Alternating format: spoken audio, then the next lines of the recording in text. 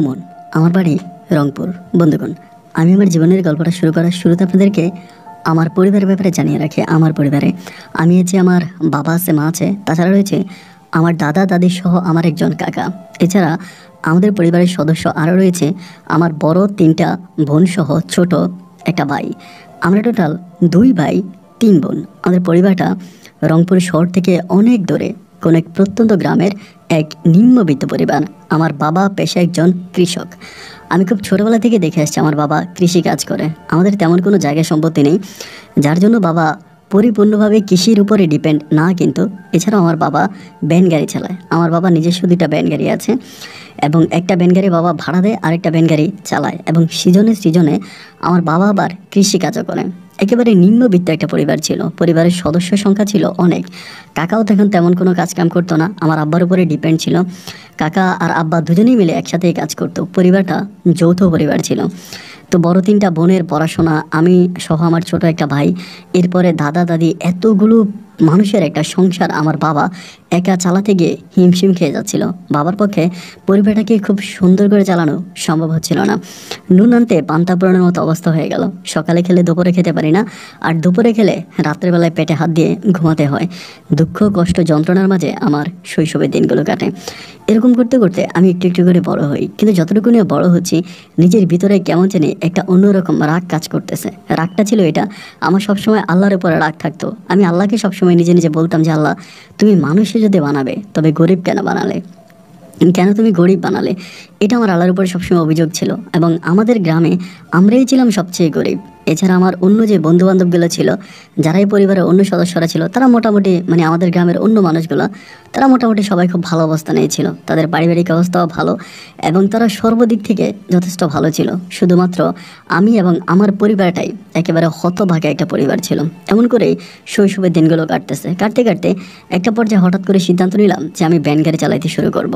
মোটামুটি তখন বড় হই এবং বড় যে 3টা বোন ছিল, এই 3টা বোনকে বিয়ে দিতে আমাদের যতটুকু জায়গা ছিল আর কি, পুরোটা জায়গা আমার বাবা বিক্রি করে দেয়। ধানের জমি ছিল একটু একটু, এটা পুরোটাই বিক্রি করে দেয়। তা আমাদের আর ফসলি কোনো জমি থাকে না। তা ফসলি জমি না থাকার কারণে আমি তখন এই ভ্যান গাড়ি চালাই। আমার আব্বা 2টা ভ্যান গাড়ি আছে, একটা আমার আব্বা চালায়, আরেকটা আমি চালাই, আর কাকা দুজনে ভাগ করে চালাই। তো এমন করেই দুঃখ কষ্টের দিনগুলো কাটতেছি। কিন্তু ভাই, গ্রামে বসবাস করি, তো গ্রামে অনেক বড় লোক থাকে এবং আমরা হয়তো অনেক গরিব। তা বড় লোকে সহ্য হয় না। তারই মাঝে একটা উল্লেখ্য বিষয় হলো কোরবানির ঈদ। ধরেন কোরবানির ঈদ যখন আসতো, আমি তখন আল্লাহকে বলতাম যে আল্লাহ, এই ঈদটা তুমি কেন দিয়েছো? আমি কোরবানির ঈদের একটা সুন্দর নামও দিয়েছি। গরিবের অপমানের ঈদকে আমি কোরবানির ঈদ বলি। মানুষ যেটাকে কোরবানির ঈদ বলে, আমি সেটাকে গরিবের অপমানের ঈদ বলি। এবং ওই ঈদে আমাদের এলাকায় সবচেয়ে বেশি যে কাজটা হতো সেটা হচ্ছে মাংস বিল্লি করা হতো। এবং মাংস এরকম করে বিল্লি করতো, একটা আমাদের পরিবার থেকে লোকজন যাওয়া লাগতো, গিয়ে কাজ করার পরে ওরা যতটুকু পারতো অতটুকু মাংস দিত। এবং এই ঈদটা আমার কাছে অনেক অপমানজনক ছিল। রমজানের ঈদটা যদিও ধরেন 2 প্যাকেট সেমাই কিনে আনলে ঈদটা কেটে যেত, কিন্তু কোরবানির ঈদের সময় আমরা খুব অপমানিত হতাম।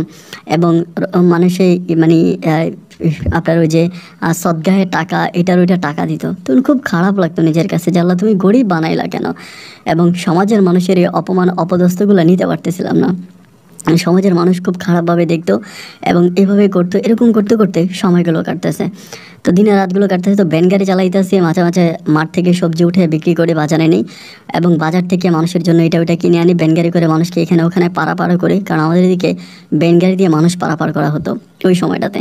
তো এরকম করে আমার দিনগুলো কাটতেছিল। আলহামদুলিল্লাহ, তেমন কোনো সমস্যা নাই, সর্বদিক থেকে খুব ভালোই ছিলাম।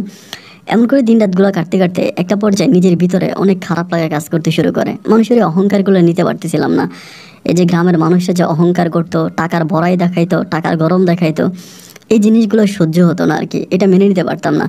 এবং মেনে না নিতে পারার কারণে সবসময় আল্লাহকে বলতাম যে আল্লাহ, হয় তুমি আমায় কিছু টাকা পয়সা দাও, না হয় তুমি আমাকে দুনিয়া থেকে উঠাই নাও, আমার এটা সহ্য হয় না। এমন করতে করতে আমাদের এলাকার এক মেয়ে ছিল সুলতানা নামের। তো ওই সময় তরমুজ ক্ষেত করে আর কি, তরমুজের চাষ করে। তা ওর আবার বাবা মারা গেছে, মা আছে। তা বাবা মারা গেছে, মা আছে এই মেয়েটার। এবং মেয়েটা আমাদের মতোই একটু গরিব, কিন্তু ওদের জমি টমি আছে, মোটামুটি একটু একটু জমি আছে। বিশেষ করে এখন যে তরমুজের যে চাষটা করেছে, ওই পুরোটা জমি ওদের। তা ও তরমুজের চাষ করে। তা তরমুজের চাষ করলে তো তরমুজ বিক্রি করতে হবে। তা ওদের তো কোনো পুরুষ মানুষ না, সবসময় সুলতান আমাকে বলে, যদি ওর বিয়ে হয়েছিল বাট স্বামীর সাথে বনিবন্যা হচ্ছিল না, স্বামী ভালো ছিল না, এই জন্য স্বামীকে ছেড়ে চলে আসছে, বাপের বাড়িতেই থাকে, কৃষি কাজ করে মাঠে। ও কিন্তু দেখতে সুন্দর না, একেবারে কালো, এবং এই জন্যই সম্ভবত ওর জামাই ওকে মেনে নেয় বা জামাইয়ের সাথে ঝামেলা হয়েছে চলে আসছে। তা এরকম করেও তখন তরমুজ চাষ করে, তরমুজগুলো মোটামুটি অনেকটাই বড় হয়, রসালো তরমুজ, এবং ওই তরমুজগুলো তখন আমাকে দেয় বাজারে বিক্রি করার জন্য। তা আমি তখন আমার ভ্যান গাড়ি করে তরমুজ নিয়ে যেতাম বাজারে। তো আলহামদুলিল্লাহ ভালো টাকায় তরমুজ বিক্রি হইতো, বাজারে নিতাম, এক একটা তরমুজ ভালো টাকায় বিক্রি করতাম। এরকম করে আমি ওকে তরমুজ বিক্রি করে টাকা দিই। ও মোটামুটি অনেক টাকা ওই সময় ও তরমুজ বিক্রি করে। তো এত টাকা তরমুজ বিক্রি করার পরে আমি তখন বললাম যে সুলতানা, তোর কাছে তো এখন অনেক টাকাই হয়েছে, একটা কাজ করে এই টাকা দিয়ে একটা বিয়ে করে ফেল, এখন তো ভালো টাকা আছে। ও আমার বলে, আমারই কে বিয়ে করবে? আমার যদি কেউ বিয়ে করে শুধু তরমুজ বিক্রির টাকা কেন, প্রয়োজনে তরমুজ খেটটা সহ দিয়ে দিব। এই কথাটা যখন ও বলে না, এই জিনিসটা তখন আমার ভিতরে কেমন জানি একটু খটকা মেরে ওঠে। মানে খটকা মেরে ওঠে বলে, ওই যে বললো তরমুজ বিক্রির টাকা তো দিবে এবং তরমুজের জমিটা সহ দিয়ে দিবে। না, আমার ভিতর তখন হঠাৎ করে মনে হলো যে আমি যদি সুলতানাকে বিয়ে করতে পারি তাহলে সুলতান আমাকে জমিটা দিয়ে দিবে, আর এই জমিটা দিয়ে দিলে আমি জমিটা বিক্রি করে বিদেশ চলে যাব। মানে হঠাৎ করে এরকম একটা ভাব নিজের মাঝে আসলো আর কি। কারণ আমাদের এলাকায় তখন অনেক মানুষ বিদেশে থাকে, অনেক মানুষ বিদেশ থাকে, এবং বিদেশে লোকজনের অনেক টাকা থাকে। তো বিদেশ গেলেই টাকা, বুড়ি বুড়ি টাকা, বাড়িতে আসলে বিল্ডিং করা, সেন্ট গায়ে মেখে তারপরে হাওয়া লাগিয়ে ঘুরে বেড়া, মোটামুটি সব কিছু মিলিয়ে বিদেশ থাকলেই টাকার পাহাড়, আমার কাছে যেটা মনে হয় আর কি। তা আমি তখন চিন্তা করলাম যে ওর সাথে যদি কোনোভাবে একটা সম্পর্ক তৈরি করতে পারি তাহলে ওই সম্পর্ক ধরে আমি ওর জমিটা বিক্রি করে বিদেশ চলে যাব।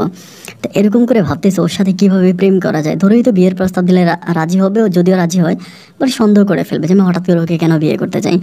তো এরকম করে অনেক সময় বলি ওর সাথে, মাঝে মাঝে মাঠের মধ্যে বসে, খেজুর গাছের নিচে, বট গাছের নিচে বসে বসে ওর সাথে আলাপ করি, কিরে ওই তো মাঠেই কাজ করে, ওই তরমুজ উঠে তারপর অন্য ফসল লাগাইছে ওর জমিতে।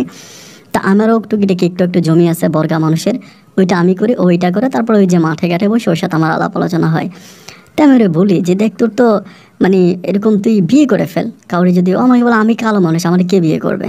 আমি বললাম দেখ, তুই কালো হতে পারিস কিন্তু তোর চেহারার মধ্যে কিন্তু অনেক মায়া আছে, এটা অনেকেই জানে কিনা জানি না, বাট তোর চেহারাটার মধ্যে অনেক মায়া আছে। ও আমাকে বলে যার চোখে যাকে লাগে ভালো, এই আর কি। আমি বললাম তাহলে তো আমার চোখে তোরা ভালো লাগে, তা আমার চোখে যদি তোরা ভালো লাগে তুই আমার বিয়ে করবে? ও বলে এটা কোনো কথা নাকি, আমার তুই বিয়ে করবি নাকি? আমি বললাম কেন বিয়ে করবো না, তুই যদি চাস আমি তোর বিয়ে করতে পারি। ও বলে ধুর, এটা কীভাবে সম্ভব, আমার একটা বিয়ে হয়েছে এবং আমি দেখতেও এতটা সুন্দর না, আমার কে বিয়ে করবে, এটা কোনো কথা নাকি? আমি বললাম না না, আমি সত্যিই বলতেছি, তুই যদি চাস তাহলে আমি তোর বিয়ে করতে পারি, এবং তুই যদি আমাকে অনুমতি দেস আমি আমার আব্বা আমার সাথে কথা বলবো। ও আমাকে বলে মানে কি, সত্যি তুই আমার বিয়ে করবে? আমি বললাম হ্যাঁ বিয়ে করবো, তুই দেখতে শুনতে সুন্দর এবং সর্বদিক থেকে আমার চোখে, আমার দৃষ্টিতে তুই অনেক সুন্দর, তা আমি তোকে বিয়ে করতে চাই। ও তখন যদিও একটু মন মারে, বলে এটা কীভাবে সম্ভব, বা এটা কেউ মানবে না, সমাজ মানবে না, মানুষ মানবে না, এটা ঠিক না, এটা ওইটা বলে অনেক কথাই বলে। বাট আমি বললাম সমাজ মানবে কি মানবে না এটা আমার দেখার বিষয় না, যে আমি তোকে বিয়ে করতে চাই, এবং তুই যদি আমাকে বিয়ে করার জন্য রাজি থাকিস তাহলে আলহামদুলিল্লাহ সব কিছু ঠিক করে আমি তোকে বিয়ে করবো। তো এমন করে বলার পরে ও তখন বলতেছে যে যা তুই দুষ্টামি করতেছিস। না না না, দুষ্টামি করতেছি না। এমন করে ওর সাথে আমার আস্তে আস্তে করে খুনসুটি দুষ্টামি হয়। আমি আমার নিজের জমির কাজ শেষ করে ওর জমিতে আসি, ওর জমিতে এসে কাজ করি। এরকম করতে করতে বেশি দিন লাগে নাই, হয়তো 2-3 দিনের মাঝে ওর সাথে আমার একটা মোটামুটি ভালো লাগে সম্পর্ক হয়ে গেছে। এবং সম্পর্ক হওয়ার পরে ও আমাকে বলে তুই আমার সত্যি বিয়ে করবি তো? আমি বললাম হ্যাঁ সত্যি বিয়ে করব, মিথ্যা কেন, বিয়ে আবার মিথ্যা হয় নাকি? তারপরে বলে যে আচ্ছা ঠিক আছে, তাহলে তুই আমার বিয়ে করলে তোর আব্বা আমার সাথে কথা বল। তা আমি ঠিক আছে আমার আব্বা আমার সাথে কথা বললাম। আব্বা আমার সাথে কথাবার্তা বলার পরে দেন আব্বা মা তখন রাজি নেয়, আমার বাবাও রাজি নেয়, মাও রাজি নেয়। তো আমার মা একটু অন্যরকম ছিল, মারে বুঝে বললাম যে মা দেখো, ওর কিন্তু অনেক জমি আছে, ওর জমিটা পাইলে জমিটা বিক্রি করে আমি বিদেশ চলে যাবো, এবং বিদেশে গেলে আমি অনেক টাকার মালিক হবো। মারে কিন্তু আর বাকিটা বলতেছি না, আমার টার্গেট আমি বিদেশে গিয়ে যদি অনেক টাকার মালিক হয় ওরে পরে ছেড়ে দিব, সমস্যা কি, প্রয়োজনে দেশে এসে আরেকটা বিয়ে করবো, তা ওরে আমি রাখবো না। তা ওর কাছ থেকে জাস্ট জমিটা আমি নিয়ে জমিটা বিক্রি করবো, কারণ ওর জমিটা বিক্রি করে আমি বিদেশ যাবো, ওরকম একটা প্ল্যানিং তখন আমার মাথায়। সেই সূত্র থেকে এবার ওর সাথে আমি তখন আমার আব্বা আম্মুকে বলি, বলার পরে বাবা যা রাজি হলো, মাও তখন ওই লোভে পড়ে মাও রাজি হলো। পরে ওর মার সাথে কথা বললো, ওর মা তো একেবারে আসমানে চাঁদ পাওয়ার মতো অবস্থা, কিরে আমার মেয়ে দেখতে সুন্দর না, একেবারে কুৎসিত, একে তো একটা বিয়ে হইলো, স্বামী ছেড়ে দিল, এখন এই ছেলে আমার মেয়েকে বিয়ে করতে চায়, তাহলে তো ভালোই। তখন পারিবারিকভাবে খুব আনন্দ ফুর্তি করে ধুমধাম করে আয়োজন করে আমি তখন এই সুলতানাকে বিয়ে করি, এবং সুলতানাকে বিয়ে করে আমি তখন বাড়িতে নিয়ে আসি। বাড়িতে আনার পরে ওই সুলতানা আগের মতো করে মাঠে কাজ করে, আগে যেরকম মাঠে কাজ করতো, দৌড়ে মাঠে নেমে যেত, এখনও আগের মতো করে মাঠে কাজ করে, মাঠে কাজ করার জন্য যায়। তো এভাবে 1 দিন 2 দিন 3 দিন সবসময় যাতে মাঠে কাজ করে। তো একদিন আমি বললাম যে সুলতানা, আমি তোমার বিয়ে করছি, তুমি আমার বিবাহিতা বউ, এবং বউ হইয়া তুমি মাঠে ঘাটে কাজ করো, এটা আমার ভালো লাগে না, হয় তুমি আমার সংসার করবা হয় তুমি আমার সাথে থাকবা, না হয় তুমি হচ্ছে সংসার ছেড়ে তুমি মাঠে ঘাটে কাজ করবা, তোমাকে দুইটা পথ বেছে নিতে হবে, এরকম করে ওরে বললাম। তা বলার পরে ও তখন বলে যে এটা কী ধরনের কথা। আমি বললাম হ্যাঁ। ও বলে আমি মাঠে কাজ করতে পারি, আমরা দুজনে যদি ইনকাম করি তাহলে তো আমাদের আয় উন্নতি ভালো হবে, সংসার ভালো হবে, সামনের দিকে যাবে, তাহলে সমস্যা কী। আমি বললাম না, সংসার সামনের দিকে যাবে, আয় উন্নতি করতে হবে, এরকম কোনো কথা নাই, এবং এরকম কোনো কথা করতে হবে না। তুমি যদি বলো তাহলে তুমি মাঠে কাজ করবো, আমি করবো না, আমি বসে থাকবো, আদারওয়াইজ আমি মাঠে কাজ করবো, তুমি বাইরে থাকবা। এরকম করে ওর সাথে যখন কথা বলে ওরাই প্রেশার দিই, ও তখন বলে আচ্ছা ঠিক আছে, তাহলে কি তুমি চাও না আমি মাঠে কাজ করি? আমি বললাম না, আমি সত্যিই চাই না যে তুমি মাঠে কাজ করো। এটা বলার পরে ও তখন আর মাঠে কাজ করার জন্য আসে না, ও মাঠে কাজ করে না, তখন আমি একাই মাঠে কাজ করি।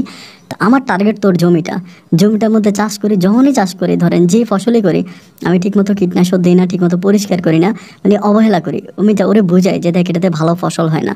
এরকম করতে করতে কয়েকদিন পরে আমি 2টা খন চাষ করলাম। 2টা খন চাষ করার পরে ওরে বললাম যে সুলতানা, তোমার ওই জমিটাতে চাষাবাদ ভালো হয় না, জমিটাতে চাষবাস ভালো হয় না, একটা কাজ করো, জমিটা কারোর সাথে বদল করে ফেলো। আমাকে বলে কার সাথে বদল করব? আর জমিতে যদি ভালো চাষাবাদ নাই হয় তো এটা বদল করে অন্য কেউ নিবে নাকি?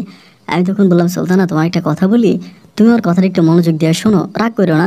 যদি তোমার মনে হয় যে তুমি করবা তাহলে করো, আর যদি মনে না হয় তাহলে করো না। তো আমাকে বলে কী কথা? আমি বললাম যে শোনো, তোমার তো জমিটা আছে এবং জমিটা অনেক ভালো। এখন দেখো আমাদের এলাকার বিভিন্ন লোকে বিদেশে যায় এবং বিদেশে গিয়ে তারা অনেক টাকা পয়সা মালিক হয়, নিজেরা বিল্ডিং দেয়, বউ নিয়ে সুখে থাকে, অনেকে আবার বউরেও বিদেশে নিয়ে যায়। তা আমার তো আসলে আমার বাবার তো কোনো সয় সম্পত্তি নাই, এবং সম্পত্তি তো তোমারই আছে। এখন তুমি যদি বলো, তুমি যেটাতে তরমুজ ক্ষেত করছিলা, জমিটা তো অনেক বড়, আমি এই জমিটা পোদ্দারের কাছে বিক্রি করে দিই, পোদ্দারের কাছে জমিটা বিক্রি করে যে টাকা পাবো ওই টাকা দিয়ে আমি বিদেশ চলে যাই, আর বিদেশ গেলে অনেক বেশি টাকা ইনকাম করতে পারো, আর যদি সুযোগ সুবিধা ভালো থাকে তাহলে তোমারও বিদেশে নিয়ে যাবো। ও আমার বলে তাহলে তো ভালোই, মানে ও এক কথায় রাজি হয়ে গেল। ও বলে তাহলে তো ভালোই, জমিটা যদি বিক্রি করে কিছু ভালো টাকা পাওয়া যায় তাহলে তো কোনো সমস্যা নাই, আমি রাজি আছি। ও এক কথায় বলে আমি রাজি আছি। আমি তখন বললাম যে ঠিক আছে, যদি রাজি থাকো তাহলে জমিটা বিক্রি করে ফেলি, তোমার কোনো অভিযোগ না? ও বলে না, আমার দিক থেকে কোনো অভিযোগ নাই, তুমি যদি জমিটা বিক্রি করে ভালো একটা অবস্থানে যেতে পারো তাহলে বিক্রি করে ফেলো। তাই আমি বললাম যে আচ্ছা ঠিক আছে। পরে জমি বিক্রি করার জন্য আমি কথা বলতেছি, বিভিন্ন লোকদের সাথে কথা বলতেছি এবং অনেকের সাথে কথাবার্তা বলি, মোটামুটি ভালো অ্যামাউন্টে জমিটা তখন বিক্রি করে ফেলি। তা জমিটা বিক্রি করার পরে তখন আমার হাতে কাঁচা টাকা আছে। তা এই টাকাগুলো দিয়ে এখন কিছু একটা করতে হবে, বিদেশে যাব। তা লোক খুঁজতেছি, কাকে ধরা যায়, দালাল ধরা যায়। আর ওই সময় আসলে এত বেশি দালাল ছিল না, এখন যেরকম ধরেন বিদেশ নেওয়ার জন্য অনেক দালালি করে অনেকেই, বাট ওইরকম এত দালাল ছিল না, খুব কম ছিল। তার দালালের সাথে যোগাযোগ করে একজনের সাথে কথা বললাম, তিনি আমাকে বললো সৌদি আরবের ভিসা দিবে। বলে সৌদি আরবের ভিসা দিব, ওইখানে গেলে হজও করতে পারবি এবং কাজও ভালো, বেতনও ভালো, মোটামুটি একটা ভালো আশা দেয়। তো ওনার উপর আশা করে তখন আমি পাসপোর্ট করি। টাকা কিন্তু একটাও ভাঙি নেই, জমি বিক্রি করে যে টাকা এনেছি সম্পূর্ণ টাকাটাই কিন্তু খুব যত্ন করে রেখেছি। এরপরে ওর কথা মতো তখন আমি কি করলাম, এই জায়গাটা, এই টাকাটা আমি ওই লোকের দিলাম, মানে ভিসা বাবদ দেওয়ার পরে ভিসা হয় না হয় না হয় না, অনেক দিন ঘোরাঘুরি করাইতেছে, ঘুরতেছে, হয় না। পরে আমার এলাকার চেয়ারম্যান মেম্বার যারা ছিল তাদেরকে ধরলাম যে অমুকের টাকা দিলাম বিদেশের জন্য, এবং তিনি বললো যে বিদেশ হয়ে যাবে, বেশি টাইম লাগবে না, উনি এখন আমার বিদেশ হচ্ছে না, আমাকে ঘুরাইতেছে। তারপরে যেহেতু আমি গ্রামের গরিব মানুষ ছিলাম, তো গরিব মানুষের প্রতি গ্রামের অন্য মানুষের সিম্প্রীতি কিন্তু থাকে, মায়া থাকে। তো সে মায়া ধরে এবার সবাই আমার পক্ষ নিয়ে ওই লোকেরে ধরছে, যেহেতু ওর কাছ থেকে টাকা নিচ্ছিস, ওরে বিদেশে নিয়ে যাচ্ছিস না কেন, এটা ওইটা বলে তখন সবাই আমার পক্ষ আসছে। আমার পক্ষে আসার পরে সবাই ওর সাথে ঝামেলা লেগে গেছে। তো ঝামেলা লেগে যাওয়ার পর সবারও বুঝাইতেছে যে গরিব মানুষের সাথে এরকমটা করিস না, এমন এমন করে তখন সে আমার মোটামুটি আমাকে সব কিছু কাগজপত্র ঠিকঠাক করে দিল, এবং খুব কম সময়ের মধ্যে আমার তখন বিদেশের ভিসা লেগে গেল। এবং ভিসা লাগার পরে আলহামদুলিল্লাহ আমি আমার বউয়ের কাছ থেকে বিদায় নিয়ে, বাপ মায়ের কাছ থেকে বিদায় নিয়ে, সমাজের মানুষের কাছ থেকে বিদায় নিয়ে সুদূর পবিত্র দেশ সৌদি আরবের উদ্দেশ্যে রওনা দিলাম। যাই হোক আলহামদুলিল্লাহ সবশেষ আমি সৌদি আরবে এসে পৌঁছাই, এবং সৌদি আরব আসার পরে আমাকে যে বিষয়টা দিয়েছিল, যে কাজের কথা বলেছিল, এবং আসার পর আমি সম্পূর্ণ সেই কাজটাই পাই, এবং এই কাজটা অত্যন্ত ভালো ছিল। একটা বাসার ভিতরে আমি গার্ডেন বয়ের কাজ করতাম আর কি, মানে গার্ডেনে কাজ করতাম, অনেক বড় একটা গার্ডেন ছিল। তো এই গার্ডেন পরিষ্কার করতাম, তারপরে আবার ওর বাগান বাড়ি ছিল, বাগান বাড়ি পরিষ্কার করতাম। মোটামুটি তিনি আমাকে অনেক ভালোবাসতো এবং মোটামুটি আমাকে যা বলতো আমি তাই করতাম, আর আমি খুব ভালো কাজ করতেও পারতাম, যেহেতু আমি যথেষ্ট পরিমাণের হার্ডওয়ার্ক একজন মানুষ ছিলাম, মানে পারিশ্রমিক একজন মানুষ ছিলাম। এলাকায় থাকতো, আমি মাঠে ঘাটে কাজ করতাম, জমিতে কাজ করতাম, তো সেদিক থেকে আমার স্ট্রংনেসটা অনেক ভালো ছিল, যেন উনি আমাকে যে কাজ বলতো আমি সেই কাজে করতে পারতাম। এবং তার সাথে আমার সম্পর্কটা অনেক ভালো হয় আমার মালিকের সাথে। তো মালিকের সাথে সম্পর্ক ভালো হওয়ার পরে আমার সাথে আরও অনেক বাঙালিরাই কাজ করতো, অনেক পাকিস্তানি লোকেরাও কাজ করতো, বাট সবাইকে উনি তখন আলাদা আলাদাভাবে রাখতো। মানে সবাইকে আলাদা আলাদাভাবে রাখতো, ওনার সাথে রাখতো না, মানে ওনার বাড়িতে রাখতো না। উনি একমাত্র আমাকে ওনার বাড়িতে রাখে, ওনার বাড়ির ভিতরে আমাকে জায়গা দেয় যে তুই এই জায়গায় থাকবি, এখানে থাকবি। মানে আমি একমাত্র ব্যক্তি যে কিনা আমার মালিকের বাড়ির মধ্যে জায়গা পাই। তো বাড়ির মধ্যে তখন থাকতেছি, কাজ কাম করতেছি, গার্ডেন পরিষ্কার করি, এটা ওইটা করি। তা আবার মাঝে মাঝে বউয়ের সাথে কথাও বলি। তো আমার বউ যেহেতু সুন্দর ছিল না, আর ওইখানে যাওয়ার পরে আমার ভিতর মনে হলো যে যাই হোক আমি ওকে ছাড়বো না, মানে ওকে ছাড়ার কোনো পরিকল্পনা আমার ছিল না।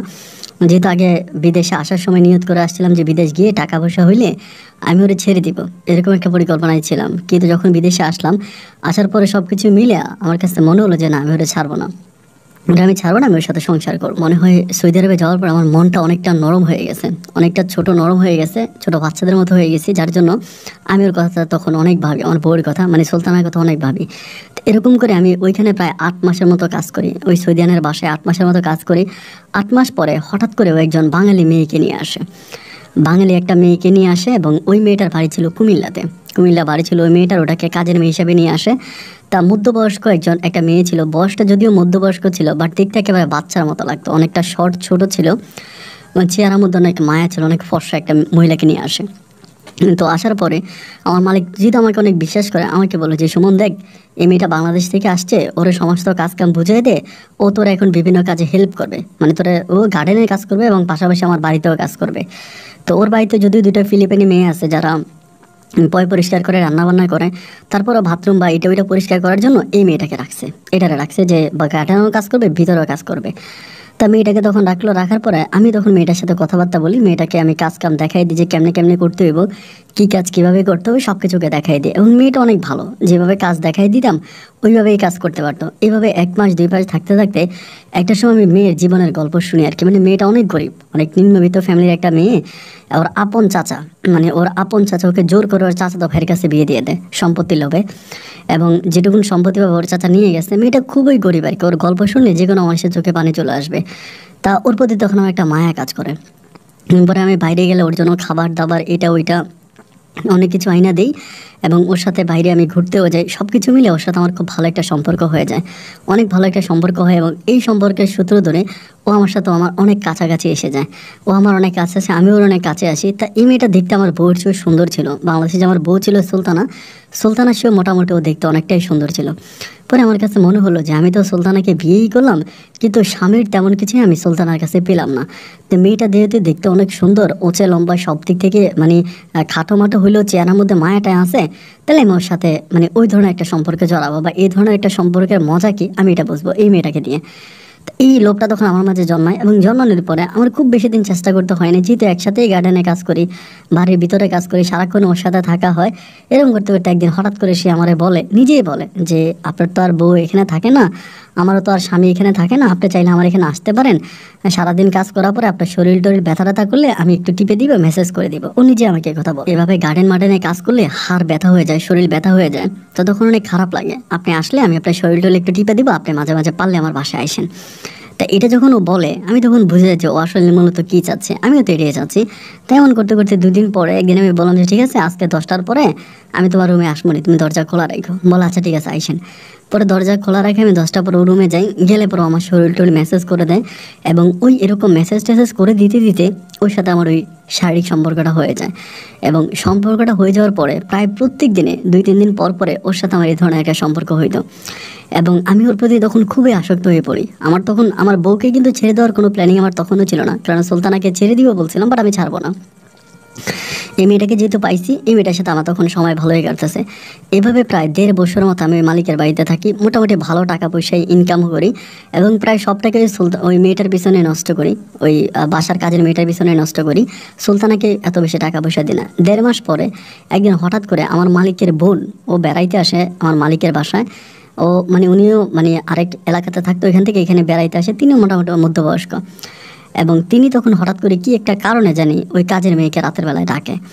তো ডাকলে পরে কাজের মেয়ে আসতে লেট করে, দরজা খুলতে লেট করে। লেট করলে পরে আমি জানি না তিনি আগ থেকে সন্দেহ করছিল নাকি, তিনি হঠাৎ করে বলে তোরা তো লেট হলো কেন, কে ফিনতা তাকে এরকম করে বলে, নাহলে ভিতরে ঢুকে যায়। ঢুকে গিয়ে তখন আমাকে দেখতে পাবে, আমি তখন চাদর মোড়ায় বসে আছি, এবং আমাকে সরাসরি দেখে। দেখার পরে তিনি আর কিছু বলে না, ওইখান থেকে আসে, এসে আমার মালিককে কী বলে জানি না। সকালবেলা ঘুম থেকে ওঠার পর আমার তো তখন ভয় কাজ করতেছে। সারাটা রাত আমি খুব টেনশনে থাকি যে আল্লাহ জানে সকালে কি হয়, কারণ এই মহিলা যদি মালিককে বলে দেয় তাহলে তো মালিক আমাকে আস্ত রাখবে না। অনেক ভয় কাজ করতেছে। যাই হোক, আলহামদুলিল্লাহ এরকম ভয় কাজ করতে করতে একটা পর্যায়ে তখন আমাকে সকালবেলা 8টার দিকে মালিক আমাকে ডাকছে। ডাইকা বলতেছে যে সুমন, এদিকে ডাকলো। ডাকার পরে বলে তোর বাংলাদেশে কে কে আছে? আমি বললাম মা আছে, বাবা আছে, সবার কথা বললো। আমাকে তখন বলে তুই গরিব না তো, এরকম করে বলে। আমি বললাম না আমি গরিব না, আমার ফ্যামিলি মোটামুটি সবাই ভালো আছে, এরকম করে ওরে বললাম আর কি, যেটা সত্য কথা এটা। কারণ ওই সময় আমার পারিবারিক অবস্থা খুব একটা খারাপ ছিল না, আমি প্রতি মাসে তখন 20-30 হাজার টাকা বাড়িতে পাঠাইতে পারতাম। তো এর ভিতরে মালিক আমাকে বললো চল আমি তোর নিয়ে এক জায়গায় যাবো। এই কথা বলে সে আমাকে নিয়ে সরাসরি এয়ারপোর্টে চলে গেছে। কীভাবে টিকিট কাটছে, কীভাবে কী করছে জানি না। এয়ারপোর্টে গিয়ে সে আমাকে বলে তুই বাংলাদেশে যা। আমি বললাম কেন? আমাকে বলে তোর আমি জেলে দিতে চাই না, কারণ জেলে দিব না, তুই বিদেশে যেহেতু আমার দেশে আসছিস, তুই আমার দেশের মেহমান, তুই চলে যা। আমি বললাম কারণ? বলে কারণ গতকালকে রাতে আমার বোন এটা দেখছে। আমার বোন হজ করে, প্রতি বছরে হজ করে, এবং আমার বোন উমরা করে। আমার বোন খুবই পর্দাশীল একজন মানুষ, তার সামনে যেটা দেখেছে বা সে যেটা বলছে, এরপরে আমার পক্ষে অসম্ভব আমি তোরে আমার বাড়িতে রাখা, আমার ফ্যামিলিতে রাখা, তুই চলে যা। এবং সেখান থেকে আমাকে তখন বিতাড়িত করে দিল। আমাকে সৌদি আরব থেকে তখন আমাকে বাংলাদেশে পাঠিয়ে দিল, ওই টিকিট করে বাংলাদেশে পাঠিয়ে দিল। এবং আসার সময় আমি তেমন কোনো টাকা পয়সা নিয়ে আসতে পারি নাই। মোটামুটি যা টাকা নিয়ে আসছিলাম তা ওরকম করেও আমার কাছে তেমন কোনো টাকা পয়সা ছিল না। তা বাড়িতে এসে মোটামুটি 2-3 মাস ভালো করে চলছি। 2-3 মাস চলার পরে আর তেমন কোনো টাকা নাই। তা সৌদি আরব থেকে আসার পরে কিন্তু অনেক স্বাস্থ্য ভালো হয়েছে, এবং চেহারাটারও মোটামুটি অনেকটাই ভালো হয়ে গেছে। মানে সর্বদিক থেকে খুবই ভালো চেহারা হয়েছে, বা সর্বদিক থেকে ঠিক আছে। তো বাড়িতে আসার পরে খুব অভাব তখন, কারণ ওই সময় তো আর কোনো টাকা পয়সা নাই। সুলতানার যে জমি ছিল সেটা তো বিক্রি করেই আমি সৌদি আরবে গিয়েছি, এবং সেটা মার খেয়ে আসছি। তো এখন তার আর কোনো টাকা নেই। তো এরকম করে 1 মাস 2 মাস চলতে একটা সময় পরিবারে অনেকটা অভাব দেখা দেয়, মানে প্রচণ্ড অভাব, এত বেশি অভাব যে অভাবের তাড়নায় মানে আমিও থাকতে পারি না ঠিকমতো, সুলতানাও ঠিকমতো খাবার খাইতে পারে না। আবার সে আগের দিনটা দেখা দেয়। ছোটো ভাইটা আছে, সেও তেমন কিছু করে না, খুব অভাবে তখন পড়ে যায়। যখন অনেকটা অভাবে পড়ে যায় তখন ভাবতেছিলাম যে কী করা যায়। এরই মাঝে আমার পাশের ঘরের একটা ভাবি আছে, ওই ভাবির জামাই আবার বিদেশে থাকে, তিনি দুবাই থাকে। তা ভাবিটা আবার অনেক ভালো, মানে আমাকে মাঝে মাঝে 2-1 টাকা দেয়। এবং যেহেতু আমি বাড়িতে একটা ছেলে হিসেবে আছি, ওনার মোবাইলে টাকা রিচার্জ করা লাগলে আমাকে দেয়, এবং আমাকে ডাকে, বিভিন্ন কাজে ডাকে, এটা ওইটা করে। বা ওনার বাড়িতে টুকিটাকি কাজ থাকলে, ঘরে টুকিটাকি কাজ থাকলে এটা আমাকে করতে দেয়। তো এমন করতে করতে আমি তখন ভাবির কাছে সবসময় বলি, ভাবি আমাকে বলে যে আপনি এরকম একটা সুলতানা নামের এরকম একটা কালো মেয়েরে বিয়ে করলেন, মেয়েটাও তো দেখতে ভালো না, এত খারাপ চেহারা একটা মেয়ের আপনি কেন বিয়ে করলেন, তাই এটা ছেড়ে দেন না কেন? আমি বললাম ছাড়তে তো কাবিনের টাকা তো অনেক, আমি কাবিনের টাকা দিব কেমন করে? আর আরেকটা কথা হচ্ছে আমি ওর নামে অনেক, ওর জমি আমি বিক্রি করে টাকা নিয়ে গেছি, গ্রামের সবাই জানে। এখন আমি ওকে ছাড়বো কেমন করে? আমি চাইলেও তোকে ছাড়তে পারবো না। ভাবি তখন আমাকে বোঝায় যে আপনার মতো উঁচে লম্বা, দেখতে শুনতে এত সুন্দর একটা ছেলে এরকম একটা মেয়ের সাথে যায়, আপনার সাথে যদি বাইরে বের হন তাহলে মানুষ আপনাকে কী বলবে, কতটা খারাপ কথা বলবে, আপনি কি একবার ভেবে দেখছেন? তা আমি ওইগুলো মানে আর কি করবো, না আমার কপাল খারাপ হওয়ার কারণে তো বাংলাদেশে চলে আসছে, আমি তো সৌদি আরবেই থাকতাম। পরে ওই ভাবির সাথে মিশে ভাবি আমাকে তার ঘরে নিয়ে যায়। তার ঘরে টুকিটাকি কাজ থাকে, ফ্যানের কাজ, লাইটের কাজ, এটা ওইটা আমাকে দিয়ে করায়। এমন করতে করতে ভাবির সাথে আমার একটা ভালো সম্পর্ক হয়ে যায়, মোটামুটি একটা ভালো সম্পর্ক হয়ে যায়। এবং এই সম্পর্কের সূত্র ধরে ভাবির সাথে আমি শারীরিক সম্পর্কে লিপ্ত হয়ে যাই, সেই সময় আমার বউ থাকার পরেও। তা লিপ্ত হয়ে যাওয়ার পরে ভাবি তখন আমাকে সবসময় বলে যে সমস্যা নাই, আপনি আপনার বউকে ছেড়ে দেন, আমি আপনার ভাইকে ছেড়ে দিয়ে আপনারা বিয়ে করব, এবং আপনার ভাইয়ের অনেক টাকা পয়সা আমার কাছে আছে, জায়গা সম্পত্তি অনেক আছে, এগুলো সব কিছুর মালিক আপনি হবেন। আপনার ভাইয়েরও আমার পছন্দ হয় না, যেমন করে আপনার বউরে আপনার পছন্দ হয় না। আমি তখন বললাম তার মানে আপনি আমাকে বিয়ে করবেন? বলে হ্যাঁ, আমি কথা দিলাম যে আমি আপনাকে বিয়ে করবো, আপনি খুব দ্রুত আপনার বউকে ছেড়ে দেন, বউকে ছেড়ে দেওয়ার ব্যবস্থা করেন, এবং যত যা লাগে কাগজপত্র আমি সব কিছু ঠিকঠাক করবো, এবং আমি আপনাকে বিয়ে করব, আমার হাজব্যান্ডকে ছেড়ে দিয়ে আপনাকে বিয়ে করবো। ভাবি তখন আমাকে এভাবে লোভ দেখায়। তো ওই সময় কিন্তু সুলতানাকে ছাড়ার আমার কোনো সুযোগ নাই। ছাড়বো কেমন করে? কারণ ছাড়তে গেলে তো ওর আমি জমি বিক্রি করছি, এবং এটা গ্রামের সবাই জানে, লাখ লাখ টাকার ওর জমি বিক্রি করে ফেলছি, এবং ওকে কাবিন দিয়ে বিয়ে করছে। ছাড়ার তো একটা কারণ লাগবে, এবং সুলতানার মাঝে তো তেমন কোনো কারণ নাই। ও আমার আব্বা আম্মার অনেক যত্ন করে, আমার আব্বা আম্মাকে অনেক সেবা যত্ন করে, আর ছোটো ভাইটা ছোটো বোনগুলো আসলে ওদেরকে অনেক আদর যত্ন করে। একেবারে খুবই ঘরোয়া টাইপের একটা মেয়ে, যথেষ্ট পরিমাণের ঘরোয়া। তো এরকম ঘরোয়া টাইপের একটা মেয়ে এখন আমি তারা ছাড়বো কেমন করে? ছাড়ার তো কোনো সুযোগ পাইতেছি না, বা ছাড়ার কোনো উসিলাও পাইতেছি না। তা উসিলা আর সুযোগ দুইটাই খুঁজতেছে যে কোনভাবে ছাড়া যায়, কীভাবে আমি তাকে ছাড়তে পারবো। এরকম করে 1টা 2টা 3টা করে অনেক উসিলা খুঁজে, বাট কোনোভাবেই আমার তারা ছাড়া আমার পক্ষে সম্ভব হয় না। এরকম করতে করতে অনেকগুলো মাস কেটে যায়। আর এদিকে আমার ওই পাশের ঘরে ভাবি, সে অনেক বিরক্ত হয়ে যাচ্ছে। সে আমাকে বলে যে কোনো সময় আপনার ভাই বিদেশ থেকে চলে আসবে, এখন আপনার ভাই যদি আসে তাহলে আমার নামে যে জমিগুলো আছে এগুলো সে নিজের নামে নিয়ে যাবে। সে আমাকে অনেক সন্দেহ করে, আমাকে অনেক ডাউট করে আমার সাথে কথা বলে। তাই যদি আপনি ইদানিংয়ের মধ্যে কোনো কিছু করতে না পারেন, মানে রিসেন্ট যদি আপনি কোনো কিছু করতে না পারেন, তাহলে কিন্তু আপনি আর আমারে পাইবেন না। আমাকে আমার জামাই আসলে আমাকে নিয়ে নিয়ে হয়তো সে আমাকে দুবাই নিয়ে যাবে, না হলে আমার জায়গায় সম্পত্তি যা আছে সব কিছু আমার কাছ থেকে নিয়ে যাবে। তো আপনাকে যেটা করা এটা খুব তাড়াতাড়ি করতে হবে, এখনই করতে হবে। তো আমি খুব টেনশনে পড়ে গেলাম যে এখন আমি কি করব, মানে এত অল্প সময়ের ভিতরে, বা উনি আমাকে যে সময় বলতেছে এই সময়ের মধ্যে আমি কীভাবে করতে পারবো। মাথায় তখন কোনো কিছুই খেলতেছে না, মানে অনেকটাই খারাপ লাগতেছে। কি করা যায় কি করা যায় ওইটাই বুদ্ধি পরামর্শ করতেছি, যুক্তি করতেছি। এরকম করতে করতে ভাবি হঠাৎ করে আমারে বলে যে একটা কাজ করেন, আমার কাছে একটা কবিরাজের সন্ধান আছে, কবিরাজটা অনেক ভালো, এবং কবিরাজটা অনেক ভালো, এই কবিরাজরে দিয়া আপনার বউর উপরে জিন চালান করে দেন। আপনার বউর উপরে জিন চালান করে দেন, এবং একটা জিন চালান যখন করে দিবেন, ওই মহিলাটাই তখন, মানে ওই জিনটাই তখন এই মেয়েটাকে মেরে ফেলবে। আমি বলি কি বলেন? বলে হ্যাঁ, একটা কন্ট্রাক্টে যাইতে হয় 70,000 80,000 টাকার একটা কন্ট্রাক্ট, দরকার হলে ওই টাকা আমি আপনাকে দিব, আপনি ওইখানে যান, কীভাবে আপনার কাছ থেকে আপনার বউকে বিদায় করতে হয় সেটা আপনি কবিরাজের সাথে কথা বলেন। তো ওর কথা, ভাবির কথা মতো আমি তখন গেলাম ওই কবিরাজের বাড়িতে। অনেক দূরে, আমাদের এলাকা থেকে অনেক দূরে, আমার অনেক কষ্ট করে যেতে হয়েছে। কবিরাজের বাড়িতে যাওয়ার পরে কবিরাজের সাথে কথা বললাম। কবিরাজ আমাকে বললো হ্যাঁ, ওই সময় 70,000 টাকা আমাকে বললো দিতে হবে, এবং টাকা এখন দিতে হবে না, আমার বউ বাসা থেকে, মানে আমার বউ পাগল হয়ে যাবে, পাগল হয়ে বাড়ি থেকে বেরিয়ে যাবে, এরকম আর কি। উনি আমাকে সব কিছু দেবে যা যা দেওয়া দরকার। তা ওনার সাথে কন্ট্যাক্ট হওয়ার পরে সে আমাকে সব কিছু দিল, সারণ পরা, পানি পরা, আমার বউকে কোনটা খাওয়াইতে হবে এটা ওইটা সব কিছু দিলে পরে আমি এগুলো বাড়িতে নিয়ে আসছি। বাড়িতে আনার পরে আমার বউ যে বালিশে ঘুমাইতো, সে বালিশের ভিতরে আমি একটা তাবিজ দিলাম, ঘরের নিচে তাবিজ দিলাম, এবং ওরে আমি পানি পরা এটা ওইটা খাওয়াইতেছি, মানে যা যা আমাকে কবিরাজ দিছে। বেশি দিন লাগে নাই, 20-25 দিনের মধ্যে ও তখন আবক আবকতে শুরু করে, মানে উল্টাপাল্টা কথা বলে, যারা দেখে তার সাথে খারাপ ব্যবহার করে, গালাগালি করে, মানে একটু ভিন্ন রকমের হয়ে যায়, সম্পূর্ণ ভিন্ন রকম হয়ে যায়। কারো কথা মানে না, কারো কথা শোনে না, মানে কেমন জানি একটু, মানে উটসাইড টাইপের, একটু পাগলের মতো হয়ে যায়। তো সবাই তারা বোঝায় যে, মানে চেষ্টা করতেছে ডাক্তারের কাছে নিয়ে যায়, এখানে নিয়ে যায়, ওইখানে নিয়ে যায়, আমি নিজেই নিয়ে যাই। তো আমি তো জানি আমি নিজেই করছি। এরকম করে প্রায় 1-1.5 মাসের ভিতরে তখন পরিপূর্ণভাবে পাগল হয়ে যায়। তা পরিপূর্ণভাবে যখন পাগল হয়ে যায়, পরিপূর্ণভাবে পাগল হয়ে যাওয়ার পরে ও তখন করে কি, এভাবে পাগল হয়ে একদিনও আমাদের এখানেই হচ্ছে বাস স্ট্যান্ড আছে আর কি, মানে বাস যায় আর কি, আমাদের বাড়িটা মোটামুটি মেন রাস্তার পাশাপাশি। এই পাগল হওয়া অবস্থা একদিন বাসের নিচে পড়ে মারা যায়, মানে বাসের নিচে অ্যাক্সিডেন্ট করে তখন মারা যায়। তো বাসের নিচে অ্যাক্সিডেন্ট করে মারা যাওয়ার পরে তখন ও মারা গেল, আমি ওকে মাটি দিয়ে দিলাম, এবং মনে মনে আমি খুশি হইলাম না, কিন্তু আমি যে মনে মনে খুশি হওয়ার কথা খুশি হইলাম না, কারণ ওর মৃত্যুটা কেমন জানি আমাকে একটু কষ্ট দিল। তো যেদিন ও মারা গেল, যেদিন মারা গেল সেদিন রাতের বেলায় আমি হঠাৎ করে একটা স্বপ্নে দেখতেছি যে আমাকে একটা দরবারে নেওয়া হয়েছে। মানে ওকে দাফন কাফন যে রাতে করলাম, দাফন কাফন হওয়ার পরে ওই রাতেই স্বপ্নে দেখলাম যে আমাকে একটা দরবারে নেওয়া হয়েছে, বিশাল দরবার। ওখানে অনেক গণ্যমান্য লোকজন বসে আছে, আমি কাউকে চিনি না, একেবারে রাজকীয়ের মতো রাজা বসে আছে। তা আমাকে ওইখানে জিজ্ঞেস করা হচ্ছে যে তুই যে তোর বউকে মারলি, এই দুনিয়াতে তো তোর বিচার হবে না, কারণ দুনিয়াতে তো প্রমাণ নাই, কিন্তু তুই আমার আদালতে তোর বিচার করতে হবে, তোর বিচার কী হবে বল। তা আমি কান্নাকাটি করতেছি, মনে হচ্ছে না আমি এটা খোয়াবে দেখতেছি, মানে সরাসরি আমার কাছে মনে হচ্ছে, স্বপ্ন যেটা মনে হয় না, মানে এতটাই রিয়েলিটি ছিল বিষয়টা। পরে আমি বললাম যে আমি অন্যায় করছি, মাফ করছি, আমাকে মাফ করে দেন, এটা ওইটা। পরে বলে তোর মাপ নাই, তুই যেরকম তোর বউর উপরে একটা অত্যাচার করেছিস, তোর উপর অত্যাচার করার জন্য আমরা আরেকটা জিনিস করে দেব, এটা বলে সেই স্বপ্নটা আমি যখন ভাঙার পরে আমার এই গলার মধ্যে, মানে কয়েকজন এরকম টিপ দেওয়া ধরে, আমার বিভিন্ন গায়ে আমাকে মারে, অনেক শরীরে মারে। তা ঘুমটা যখন ভাঙার পরে আমি দেখতে পাই যে আমার পিঠের মধ্যে মাইরের দাগ, আমার হাতে, গলায়, এগুলোতে মাইরের দাগ। তো দাগগুলো দেখার পরে খুব অবাক হয়ে গেলাম। আম্মার কাছে বললাম, আম্মা বলে আমি নাকি গতকালকে সারা রাতে চিল্লাইছি। আম্মা বলে আমি দরজা দেখাইছি, তুই দরজাও খোলস নাই, তুই সারাটা রাতে কান্না করছিস, কী হয়েছে?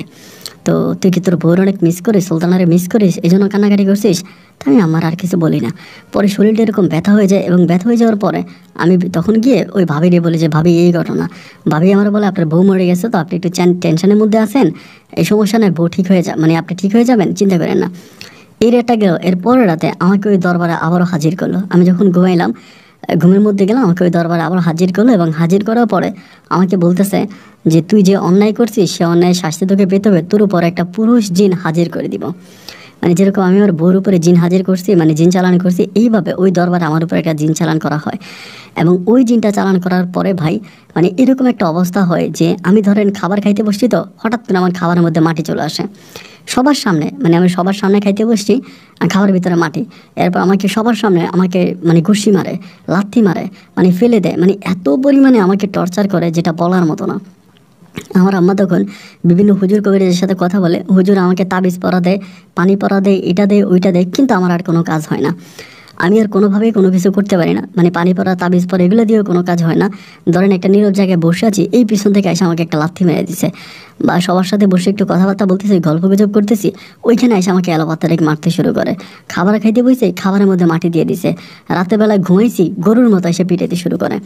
মানে এত পরিমাণের অত্যাচার করে, আমি মানসিকভাবে তখন একদম মানসিক রোগী হয়ে গেলাম, আধা পাগলের মতো হয়ে গেলাম। আমি তখন না পারি খাওয়া দাওয়া করতে, না পারি ঘুমাইতে, আমি তখন রাস্তায় পাগলের মতো ঘুরতেছি।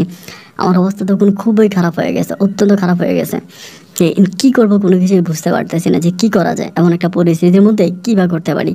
বারবার আল্লাহর কাছে বলেছি, আল্লাহ তুমি একটা পথ বের করে দাও, একটা উপায় বের করে দাও, আমি তো এইভাবে আর নিতে পারতেছি না, এইভাবে থাকতে পারতেছি না। কিন্তু তখন ওই ভাবিও আর আমাকে বিয়ে করার জন্য রাজি হয় না। কারণ ভাবি রাজি হয় না বলতে, ভাবি রাজি না হওয়ার এই কথা পৃথিবীর কোনো নারী তখন রাজি হবে না। কারণ আমি তখন ফুল পাগল, দেখা যায় আমি মানে ঘর থেকে বেরিয়ে গেছি, উলঙ্গ হয়ে বেরিয়ে গেছি। আমার আম্মা বলে, কিরে তুই লুঙ্গি পরস না কেন, তুই উলঙ্গ কেন? আমি তখন হঠাৎ করে নিচে দেখি যে আমার লুঙ্গি নেই, মানে লুঙ্গি পরা ছাড়া ঘর থেকে বেরিয়ে যেতাম। এবং এত পরিমাণে আমার অবস্থা তখন এতটাই নাজেহাল আর এতটাই খারাপ ছিল যে আমার সাথে আশেপাশে কোনো মানুষ হাঁটতে পারতো না। আমার গায়ে গন্ধ আসতো, মানে খুবই বিশ্রী একটা ঘ্রাণ আসতো। তো এই ঘ্রাণ কোত্থেকে আসতো এটা আল্লাহ তালাই ভালো জানে, এত বিশ্রী একটা ঘ্রাণ। ওই ঘ্রাণের কারণে পাশে একটা লোক যদি থাকতো, সে বমি করে দিত। আমার শরীর থেকে যখন এই ঘ্রাণটা বেরোইতো, বমি করে দিত। এত পরিমাণের বিশ্রী একটা ঘ্রাণ আমার শরীর থেকে বেরোইতো। তা বুঝতে পারতেছিলাম না যে এই ঘ্রাণটা কোত্থেকে আসতেছে, বা এই অবস্থাটাও বা কেন হচ্ছে, এরকমটা কেন হচ্ছে। খুব খারাপ লাগা কাজ করতেছে, ভীষণ খারাপ লাগতেছে, কী করবো এখন। তা এরকম ভাবিয়ে তখন আর আমি ভাবিরে বলি যে, যখন আর কি ভাবির সাথে কথা বলতে গেলে আরেক সমস্যা, এই যেদিনে ভাবির সাথে কথা বলতে চাই, ওই দিন আমাকে আরও বেশি মারে, ওই দিন আরও বেশি টর্চার করে, বেশি অত্যাচার করে। মানে যেদিনে ভাবির সামনে যাই, ভাবির সাথে কথা না বললে তাও মারে, তবে কম, আর ভাবির সাথে কথা বললেই বেশি মারে। এই জন্য আমি আর ভাবির সামনেও যাই না, ভাবির সাথে কথাও বলি না। এরকম করে মাস কয়েক কাটার পরেই আমি তখন হঠাৎ করে লোকের কাছে ভাবির বিষয়ে বলতে শুরু করি যে, আমি ভাবি আমার বিয়ে করার কথা বলছে, আমি জন্য আমার বউরে মেরে ফেলছি। এরকম করে ওই যে একজন উন্মাদ পাগল যেরকম করে না, একেবারে উন্মাদ পাগলের মতো আমি তখন হাইটে মানুষের কাছে এইসব বিষয় বলা বলি করতে শুরু করলাম যে, আমার ভাবি এরকম করছে, আমার ভাবি মানে সত্য কথাগুলো মানুষের কাছে বলতে শুরু করি। এবার এক কান দুই কান হতে এই বিষয়টা তখন আমার ভাবির হাজব্যান্ডের কানে চলে যায়, মানে আমার ভাইয়ের কানে চলে যায়। উনি তখন বুঝতে পারে যে তার বউয়ের এই অবস্থা, এবং লোকের জিনিসগুলো ছড়াই যেতেছে। ওর মানে ভাবির হাজব্যান্ড তখন তাড়াতাড়ি দুবাই থেকে চলে আসে। বিষয়গুলো জানাজানি হওয়ার পরে উনি তখন দুবাই থেকে আসে, আইসা উনি ওনার বউকে সেভ করে, এবং সেভ করে উনি ওনার বউকে বুঝায় যে এরকম করে ঠিক করে। তখন ওনার বউ নিয়ে সংসার করতেছে, উনি তখন ভালো আছে। এবং মধ্যখানে আমি তখন পাগল হয়ে গেলাম, একদিন দুই দিন তিন দিন, মানে পাগল আমি যে এত পরিমাণের পাগলামি করি, মানে বলে বোঝানো যাবে না আর কি। রাস্তাঘাটে মানুষ পেলে মানুষকে মারতে শুরু করি, উলঙ্গ হয়ে ঘর থেকে বেরিয়ে যাই, যারে পাই তারা কামড়াইয়া ধরি, এবং মানে আমার নিজের মাকে টর্চার করি, ভাইকে টর্চার করি, বোনরা আসলে ওদেরকে মারতে শুরু করি। এক কথায় আমি তখন সুমন পাগলা নামে এলাকাতে পরিচিত হয়ে গেলাম। সবাই তখন আমাকে পাগলা নামেই চিনে, সুমন পাগলা, এবং সুমন পাগলা বলে সবাই আমাকে তখন আখ্যায়িত করে। তখন কেউ আমার সাথে ঠিকমতো কথা বলে না, আমার গায়ে থেকে তো ওই দুর্গন্ধটা বেরিয়ে যাচ্ছে। এরকম করতে করতে হঠাৎ করে একদিন আমার এমন একটা বট গাছের নিচে বসে আছে দুপুরবেলা, না আয়সা মানে একটা হুজুরের মতো আর কি, উনি হুজুরের মতো করে যাচ্ছে, আমাকে মারতেছে তখন ওই সময়, কিন্তু পিছন দিয়ে মারতেছে, হুজুরের মতো করে ওই লোকটা তখন আসে। এই লোকটা আসার পরে উনি এদিক দিয়ে যাচ্ছে, আমাকে ওই লোকটাকে তখনও কিন্তু ওইটা আমার সাথে আছে, আমার মারতেছে, তখন ওর পিঠের মধ্যে ঘুম ঘুম করে ঘুষি মারতেছে। তো লোকটা দেখে সালাম দিলাম, আসসালামু আলাইকুম, আসসালামু আলাইকুম। তো লোকটা ওইখানে দাঁড়ায় আছে, আমি তখন বলতেছি যে যা, আমরা মারিস না যা।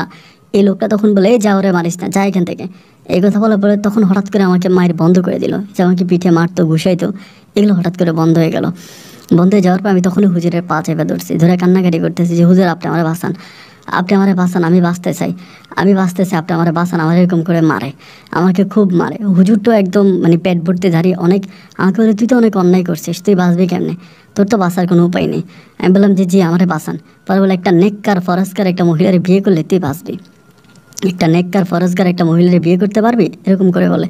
আমি বললাম, হ্যাঁ পারবো, আপনি যাহা করতে বলেন আমি তাই করতে পারবো, কিন্তু আপনি আমারে বাঁচান, আমার এই মাই সহ্য হয় না, আমার এমন মারে আমি আর বাঁচতে পারি না, আমারে বাঁচান।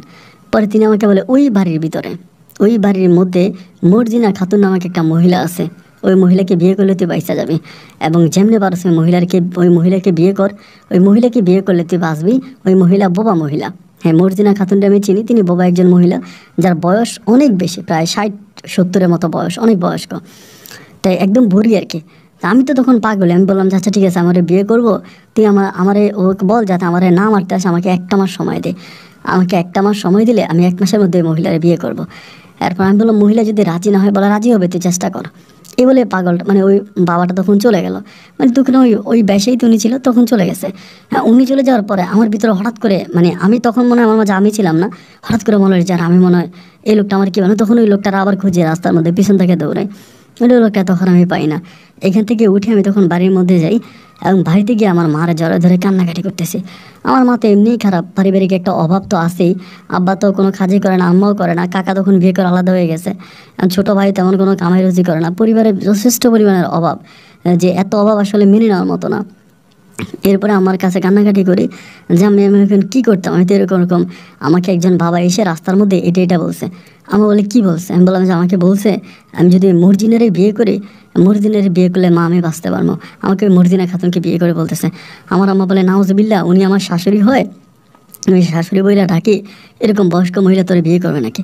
আমি বলি মা আমার 1 সপ্তাহ, আমার 1 মাস সময় দিছে, মানে 1 মাসের মধ্যে যদি আমি যে মর্জিনা খাতুনটি বিয়ে করতে না পারি গো মা, তাহলে কিন্তু মা আমার মায়েরা ফেলবো, আমার কিন্তু মা মায়েরা ফেলবো, তুমি যদি পারো আমার বাঁচাও। মানে মায়ের পা ধরে কাঁদে, মা কইটা কীভাবে সম্ভব, ঠিক আছে দেখে তোর বাবা আসুক। পরে আমার আব্বাও টুকিরা এই কাজ করতো, রাতের বেলা আব্বা আসলে পরে আব্বা আম্মা দুজনেই বসে আমার মা তখন বলতেছে যে ছেলে তো এরকম বলে যে মর্জিনা খাতুনের নাকি বিয়ে করব, এবং ওই মহিলার বিয়ে করলে নাকি ভালো হয়ে যাব। আমার আব্বা তখন আমার আম্মাকে গালাগালি করে যে এই ছেলের কথা তুই বলিস না, এই ছেলে পাশের ঘরের মহিলার ফাঁদে পড়ে নিজের বউটারে মারছে, ওর কথা বলিস না, ওর কথা শুনতে চাই না, এই ছেলে খারাপ, এখন ওই বুড়িরই বিয়ে করবো, বুড়িরই বিয়ে করলে কি আমি এলাকাতে মুখ দেখাইতে পারবো? আমি কি এলাকাতে মুখ দেখাইতে পারবো? আমি তো এলাকাতে মুখ দেখাইতে পারবো না। আমার আব্বা বলে আমার পক্ষে এটা কোনো অবস্থায় সম্ভব, আমি এটা কোনোদিনও পারবো না, আমার দ্বারা এটা সম্ভব না।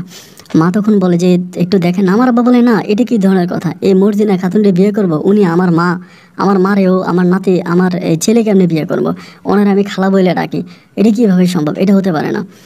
তেন আমার আব্বা একদম ডিরেক্টলি বলে যে না আমি এটা পারবো না, এটা এই তোমার ইচ্ছা বা তুমি কি করতে পারবা করো, আমি এই ধরনের কোনো কার্যকলাপে আমি নাই, আমি এগুলো কিছু করতে পারবো না।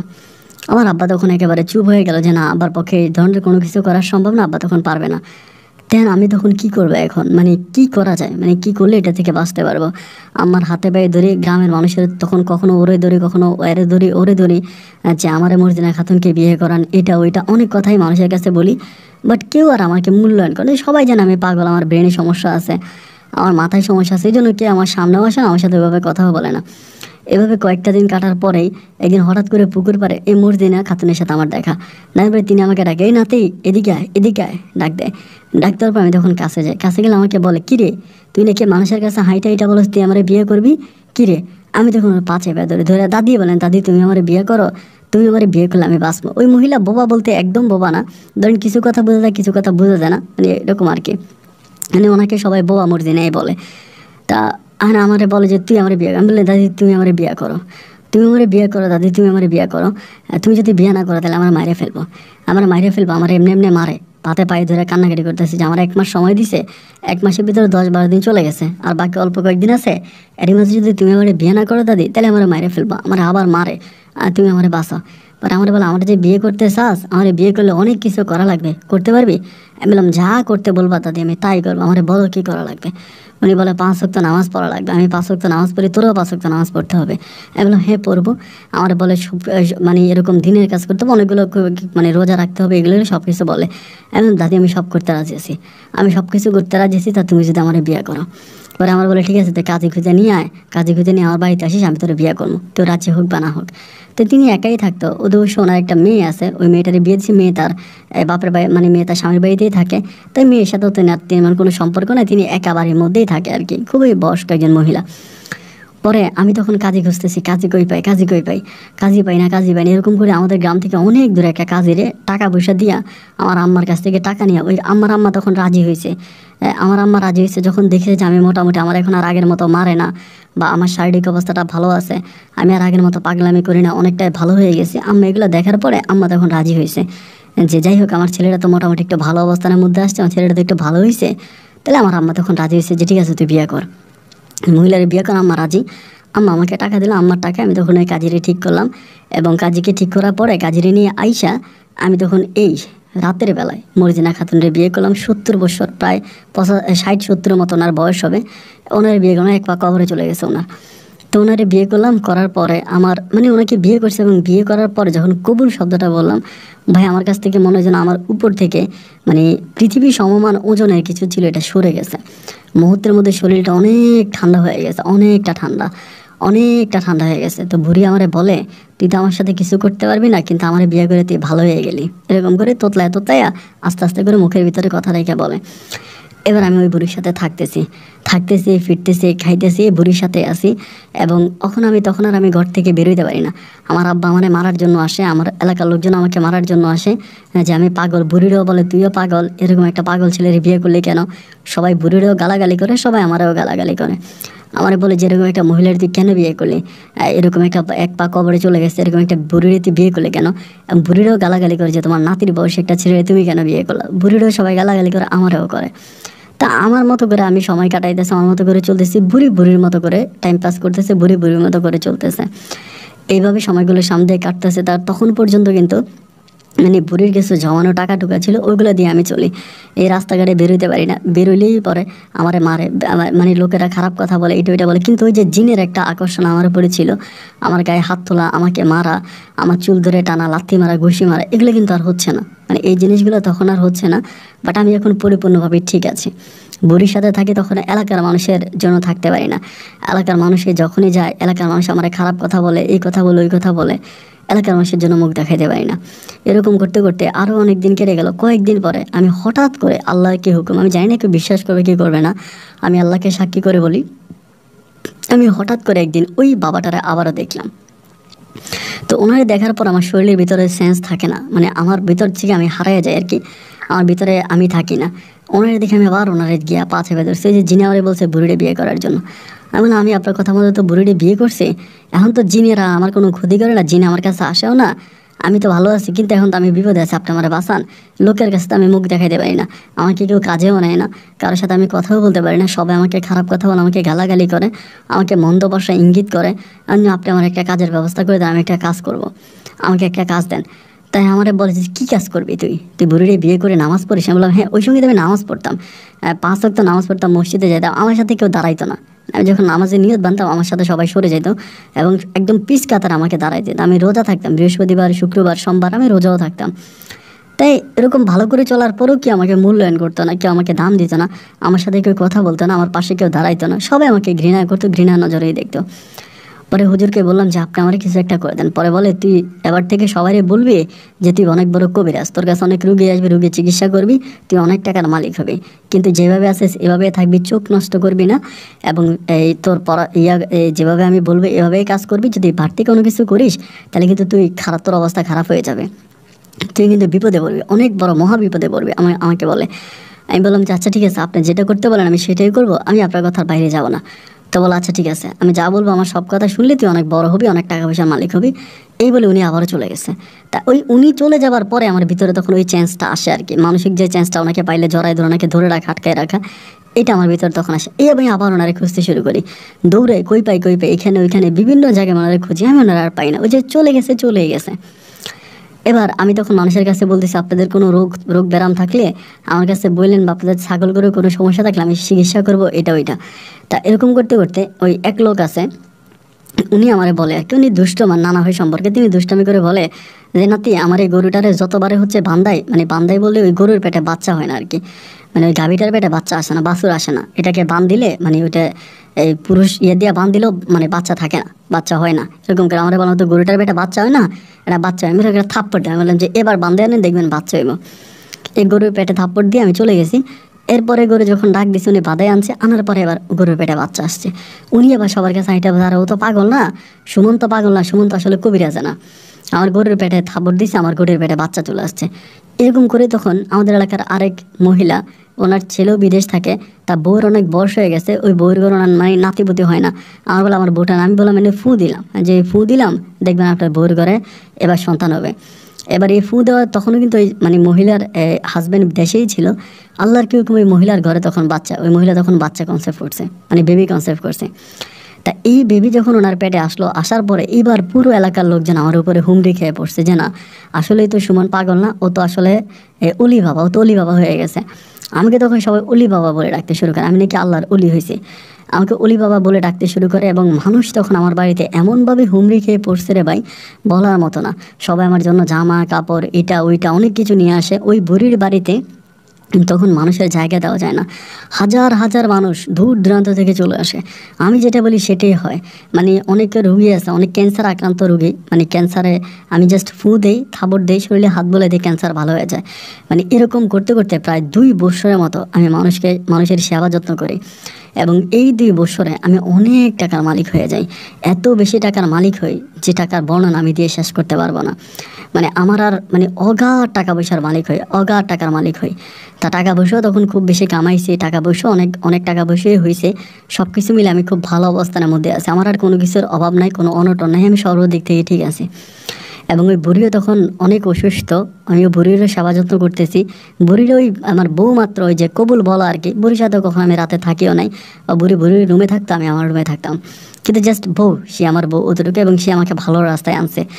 এবার অনেক দূর থেকে মানুষ আসতো, স্বামী স্ত্রীর সম্পর্ক হয় না, বাচ্চা হয় না, তারপর অনেকে রোগে ভুগতেছে, তাবিজ তুমান করা, এরকম যত ধরনের রোগী আসতেছে আমি সব রোগীর সেবা দান করতেছি, সব রোগীকে চিকিৎসা করতেছি এবং সব রোগীকে ভালো করতেছি। এরকম করে 2-2.5 বছরে লাখ লাখ টাকার মালিকও হয়ে গেলাম। জায়গা সম্পত্তি কিনলাম, বাপ মারে টাকা দিলাম, ছোটো ভাইটার একটা সরকারি চাকরির ব্যবস্থা করে দিয়েছি, ঘুষ দিয়া সরকারি চাকরির ব্যবস্থা করে দিয়েছি। এবং বোনগুলারও টাকা পয়সা দিয়েছি, বোনগুলা একটা বড় বোনের ছেলেটারে কুয়েতে পাঠাইছি। এবং আমার মেজো যে বোন আছে ওই বোনের জামাইরও একটা ব্যবসা ধরাই দিছি, ছোটো বোনেরও টাকা পয়সা দিছি। মানে আমার বোনদের মধ্যে আমি কাউরে গরিব রাখি নাই। আব্বারে হজে পাঠাইছি, আম্মা যাইতে পারে না, আমার শারীরিক অবস্থা দুর্বল, আব্বা হজ করে আসছে। তা সর্বদিক থেকে আমি তখন খুব ভালো অবস্থা। এবং অলি বাবা নামে আমার এলাকার মানে রংপুরে মানুষ তখন এক নামে চিনত। দূর দূরান্ত থেকে কুমিল্লা, আপনাদের কুমিল্লা থেকে পর্যন্ত অনেক রুগী আসতো আমার কাছে। এবং রুগী আসতো, আমি শুধু কিছুই না, কোনো পানি পরাও না, কোনো তাবিজ পরাও না, কিছু না, শুধু ফু দিতাম, গায়ে হাত বলাই দিতাম, ভালো হয়ে যেত ভাই। এরকম করে সময়গুলো কাটতে কাটতে হঠাৎ করে আমাদের রাজধানী ঢাকা থেকে এক মহিলা আসে, ওনার নাম হচ্ছে ফাহিমা। ওই মহিলাটা এসে বলে যে ওনার হাজব্যান্ড হচ্ছে আমেরিকা থাকে। তা আমেরিকা থাকা অবস্থায় ওনার হাজব্যান্ড আমেরিকান একটা মেয়ের প্রতি আসক্ত হয়ে যায়, এবং ওই আমেরিকান মেয়েটার সাথে ওনার হাজব্যান্ড থাকে। ওনাকে ফোন করে না, ওনার সাথে কথা বলে না, ওনার কাছে আসে না। আজকে অনেক বছর, প্রায় 6-7 বছর মতো ওনার হাজব্যান্ড আমেরিকা। তিনি আমাকে বললো যে ওনার হাজব্যান্ডকে আমি আমেরিকা থেকে এনে দেওয়ার জন্য। এবং মহিলার মতোই ওঁসে লম্বা এবং বডি ফিটনেস একদম মানে টসটসা চেহারা। তা ওই মহিলা এসে আমার হাতে পায়ে ধরে যে বাবা আপনি পারবেন, আমি অনেকের সাথে কথা বলছি, সবাই আমাকে একটা কথাই বলছে যে আপনি আমার স্বামীর আইনে দিতে পারবেন। আমি আজকে 7 বছর স্বামী ছাড়া খুব কষ্টে আমার দিন কাটতেছে, আমার স্বামী আমেরিকা গেছে, ওইখানে মেয়ের ফাঁদে পড়ছে, এখন উনি আর আসতেছে না, আপনি কিছু একটা করেন। তখন আমি চিন্তা করলাম যে কী করা যায়। আমি যে ঠিক আছে, সমস্যা নাই, আমি আপনাকে কাজ করে দিব। আমি ফু দিলাম মহিলারে। এখন ফু দেওয়ার পরে মহিলা তখন চলে গেছে। এবং সে চলে যাওয়ার পরে মোবাইল ফোনের মাধ্যমে আমাকে জানাইলো যে তার স্বামী নাকি তারা এখন ফোন দেয়, তার সাথে কথাবার্তা বলে। এবং ওই রাতে মানে আল্লাহর কি হুকুম আমি জানি না, আজকে আমার জীবন থেকে এতগুলো বছর কেটে গেছে।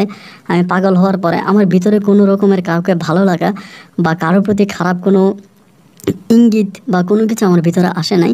কিন্তু রে ভাই, ওই মহিলাটাকে দেখার পরে, ওই ফাহিমা খানকে দেখার পরে আমার ভিতরটা যেন কেমন মোচড় দিয়ে উঠছে। এবং যখন আমার সাথে কথা বলে আমার ভিতরে তখন অনেক ভালো লাগে, অত্যন্ত ভালো লাগে। আমি তখন ওই মহিলাকে একরকম আমার ভিতর থেকে পছন্দ করে ফেলছি। আমি বারবার ফোন দেয়, আপনার জামাই ফোন করে, আপনার জামাই কথা বলে? তা বলে হ্যাঁ, আমার জামাই এখন ফোন দেয়, কথা বলে। মানে এরকম একটা অবস্থা হয়েছে যে এলাকাতে আমি যদি রাস্তা দিয়ে হাঁটতাম আর কোনো মানুষ রাস্তা দিয়ে হাঁটতো না, মানে আমার শরীর থেকে এরকম একটা বিশ্রী গন্ধ বেরোতো। বাট সেই এলাকাতে আমি এখন যদি চা দোকানে গিয়ে বসি, আশেপাশে মনে করেন 10-15 জন এসে আমার সাথে বসে থাকে।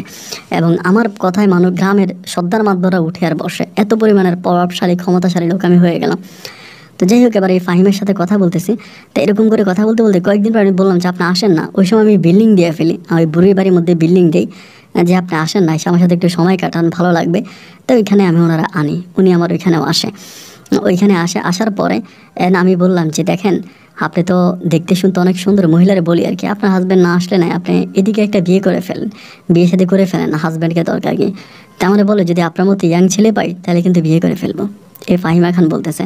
আমি বললাম কি বললেন, আমি এখন ইয়াং আছি নাকি, আমি তো বুদ্ধ হয়ে গেছি, আমি এখন অলি বাবা। পরে বলে আপনি অলি বাবা, আপনি গলার মধ্যে তাবিজ তুমান দিয়া দাড়ি টাড়ি রাইখা আপনি জানি কেমন হয়ে গেছেন। আপনার মতো ছেলে এখনও যদি জিম করে বডি বানাইয়া যদি জিন্স প্যান্ট আর টি শার্ট গায়ে দিয়ে হাঁটে, 14 বছরের মেয়ে ওর প্রেমে পড়ে যাবে না। আপনি কত সুন্দর, আপনি তো জানেন না। ওই কথাগুলো আমার তখন হৃদয় স্পর্শ করে নেয়। আমি বলি তাহলে আপনার হাজব্যান্ডের চিন্তাভাবনা বাদ দিয়ে আপনি আমার সাথেই থাকেন, আমার সাথে আপনার জীবন গুজারিয়া দেন, এবং আমার সাথে থাকলে ভালো থাকবেন, আমার এই আছে ওই আছে এগুলো ওইগুলো বলি। এই মহিলা তখন আমার বলে এটা কী বলেন আপনি, আমি আপনার সাথে থাকবো। আমি বলি হ্যাঁ আমার সাথে থাকেন না, থাকলে সমস্যা কী। পরে আমার বলে আপনি আমারে বিয়ে করবেন। আমি বলে করবো মানে 100 বার বিয়ে করব। আপনি যদি আমার সাথে থাকেন, আপনি যদি আমাকে পছন্দ করেন, আমি সব কিছু ছেড়ে আপনাকে বিয়ে করব। পরে আমার বলে তাইলে আপনি সব কিছু বিক্রি করে ঢাকার দিকে চলে আসেন। আপনি ঢাকার দিকে চলে আসেন, এবং ঢাকার দিকে আসলে এখানে আমি আপনার জন্য একটা ঘর বানাবো, এবং প্রয়োজনে আমার নিজের বাসা আছে, আপনি আমার নিজের বাসায় থাকবেন, এবং এখানে থেকে আপনি আপনার কবিরা যেটা করবেন এখানে চলে আসেন। আপনার তাহলে গ্রামে থাকার দরকার কি, রংপুরে থাকার দরকার কি। আর আমি আমার স্বামীকে ছেড়ে দেবো, আমার বিদেশি স্বামীকে আমি ছেড়ে দেবো, আমি দেশ থেকে ডিভোর্স করে দেবো, ওর আর আমেরিকা থেকে আসার দরকার নেই। আপনি যদি আমার সাথে থাকেন তখন কিন্তু আমি অনেক টাকার মালিক, আমার নিজের প্রাইভেট কারও আছে। পরে আমি বললাম যে ঠিক আছে, আপনি যদি আমাকে এরকম করে বলেন তাহলে আমি ঢাকায় চলে যাব। আমি ঢাকায় চলে যাবো, আপনি ঢাকার দিকে আমার জন্য আপনি দেখেন, এই দেখেন, জায়গা সম্পত্তি দেখেন, বা কোথায় থাকা যেরকম করে বলেন। তো কিন্তু আমি ঢাকাতে একটা জায়গা কিনবো, আমি কিনে ওইখানে থাকবো, আমি আপনার বাড়িতে থাকবো না। পরে আমাকে বলে ঠিক আছে, আমি ঢাকার দিকে আপনার জন্য একটা জায়গা দেখতেছি, ওই জায়গাটা কিনেন আপনি, ওইখানে আপনি চলে আসেন। তা ওই সময় কিন্তু ভাই আমার বাড়িতে মানে আমি 24 ঘন্টা রুগী দেখলেও রুগী দেখা শেষ হয় না। এক একটা রুগী তখন আমার 5 লাখ 6 লাখ টাকা পর্যন্ত আমাকে দেওয়া যাইতো আর কি, এত টাকা আমাকে দিত। পরে ওই ফাহিমা খানের কথা মতো তখন সে আমার জন্য ঢাকায় খুব সুনামধন্য একটা জায়গায় একটা বাড়ি দেখে, রেডিমেড একটা বাড়ি, মানে বাড়ি করা বাড়ি। আমাকে বলে যে আপনি এই বাড়িতে আপনার বৈঠকখানাটা বানান, এখানে চলে আসেন, এখানে আসলে আপনার ভালো থাকবেন। পরে আমি ওখানে তার কথা মতো জায়গাটা কিনি, কাগজপত্র সব সেই করে, আমার নামেই করে, আমি আমার ভোটার আইডি কার্ড এগুলো দিই, এই সে আমার নামেই করে, বা কী করে না করে আমি তার ডকুমেন্ট ওগুলো দেখি না, বাট আমি সব তারে পেপার দিই। এবং পেপারগুলো দেওয়ার পরে তাই ওই সময় আমি এখান থেকে চলে যাব, রংপুর থেকে চলে যাবো। তারে কিন্তু আমি এখনও বিয়ে করি নাই, কিন্তু তার সাথে আমি থাকতেছি, এবং অনেকবার তার সাথে আমার অবৈধ সম্পর্কও হয়ে গেছে।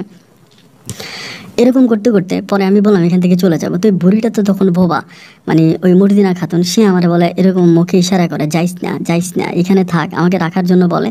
আমি বুড়িটা তখন ওই গ্রামে রাখি, তখন আমি পুনরায় ঢাকায় চলে আসি। বা বুড়ির আমি একাও রাখি না, সেখানে আমি বুড়ির জন্য একটা কাজের মহিলাও ঠিক করে দিই, যে মাস শেষে কাজের মহিলার বেতন দিব, একটা কাজের মহিলা বুড়ির জন্য ঠিক করে দেয়। ওই কাজের মহিলা বুড়িকে দেখে, আর কাজের মহিলা বুড়ির সাথে থাকে। দেন আমি তখন ঢাকাতে চলে আসি আপনার ফাহিমার কাছে ঢাকাতে আসি। আসার পর আমি ফাহিমের সাথে থাকতেছি, তখন আলহামদুলিল্লাহ অনেক ভালো হয়ে যায়। মোবাইল ফোনের মাধ্যমে রংপুর থেকে যেসব রোগীরা আমার সাথে যোগাযোগ করতো তাদেরকে বলতাম যে আপনারা ঢাকাতে চলে আসেন, আমি এখানে আমার এখন রোগী দিকে এখানে চলে আসেন। এইখানে তখন মানুষ আসতে শুরু করে, এবং একইভাবে ফাহিমা তার স্বামীকে ছাড়ছে কিনা জানি না, বাট ও আমার সাথে থাকতো, ঘুমাইতো। এইভাবে 7-8 মাসের মতো আমার সাথে থাকে, একইভাবে ঢাকাতেই থাকে।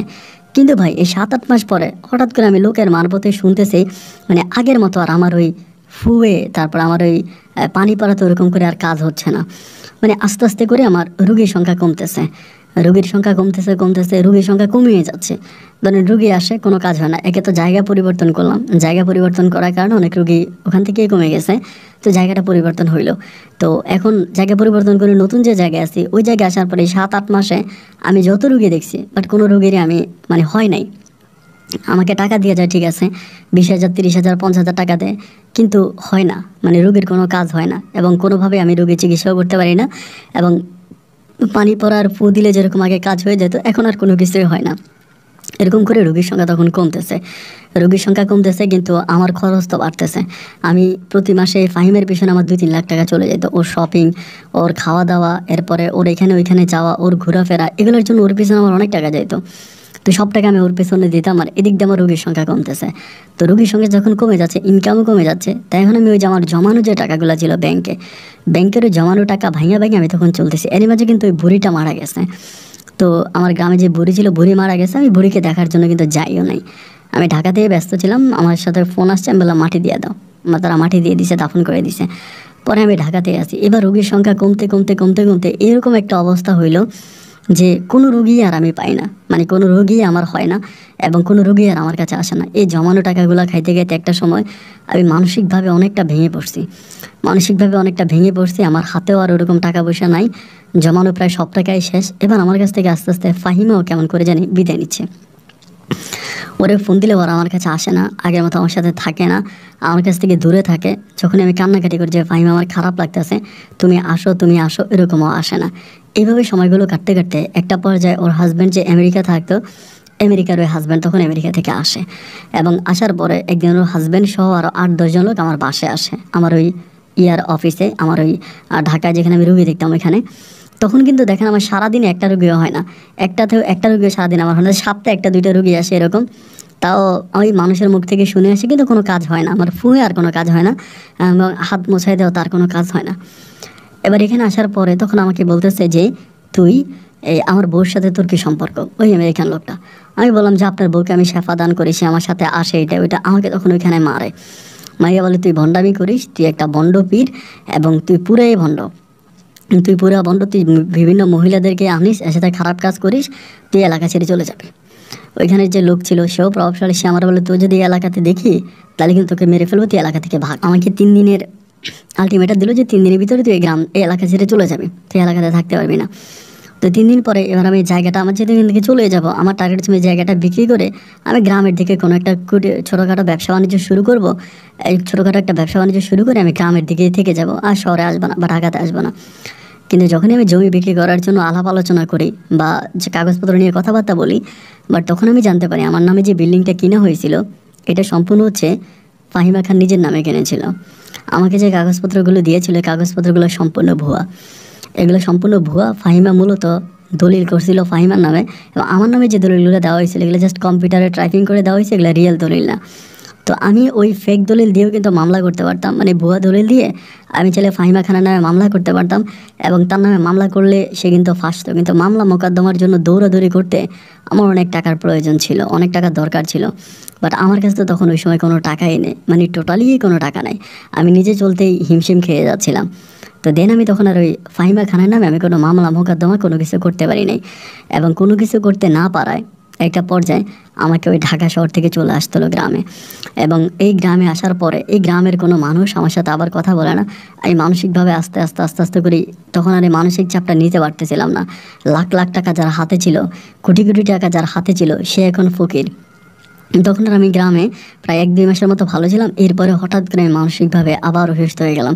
মানে এবার আমি পরিপূর্ণভাবে আবারও পাগল হয়ে গেলাম। দীর্ঘ 1 বছর না 2 বছর না, টানা 5টা বছর আমি পাগল ছিলাম। এই 5 বছর আমার পাশে কেউ ছিল না, শুধু আমার মা জননী ছাড়া। আমার মা ছাড়া আমার ভাই, আমার বোন কেউ আমার পক্ষে ছিল না। এই 5টা বছর আমার মা আমার এইখানে ওইখানে বিভিন্ন হুজুর কবিরাজের কাছে নিয়ে 5 বছর পর আমাকে ভালো করে, এবং ভালো হওয়ার পরে আলহামদুলিল্লাহ আমি এখন মোটামুটি একটু ভালো আছি।